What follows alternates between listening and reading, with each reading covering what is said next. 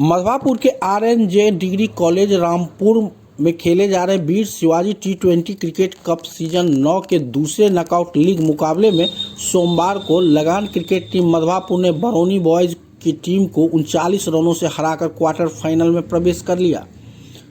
Match में toss जीतकर मधवापुर के कप्तान राहुल चौधरी ने पहले बल्लेबाजी का निर्णय लिया, जहां मधवापुर की टीम 18 ओवर में 125 रनों के स्कोर पर ऑल आउट हो गई, जिसमें विकास ने 30, अजमल ने 26, राहुल चौधरी ने 16 रनों का योगदान दिया।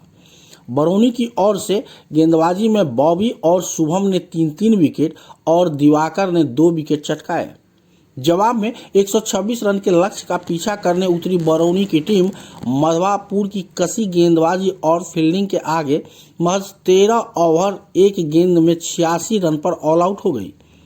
जिसमें दिवाकर ने सर्वाधिक 32 एवं विक्रांत ने 22 रन बनाए। वहीं गेंदबाजी में मधवापुर की ओर से अजमल और आदित्य ने 3-3, अनमोल और सरफराज ने 2-2 विकेट लिए। मैच का man of the match Madhwapur के अजमल को मिला, जिन्होंने 13 गेंदों में 1 चौका और 3 छक्के की मदद से 26 रन बनाए। मैच के बाद man of the match Ajmal को वीडियो मनोज कुमार मुर्मू एवं भाजपा नेता शिव कुमार प्रसाद के द्वारा ट्रॉफी देकर सम्मानित किया गया। बेनीपट्टी विधानसभा और अरेर दक्षिणी पैक्स, अरेर गैस एजेंसी, अरेर डिजिटल हाउस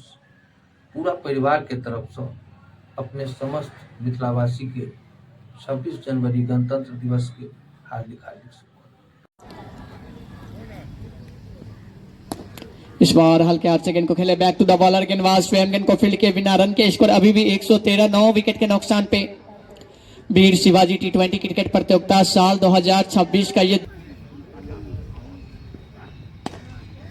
इस बार हल्के 8 सेकंड को निकाले है बल्लेबाज लॉन्ग ऑन पर, जब तक फील्ड करते पकड़ते मौका 1 रन सिंगल के साथ स्ट्राइक को रोटेट किए दोनों बल्लेबाज। इस बार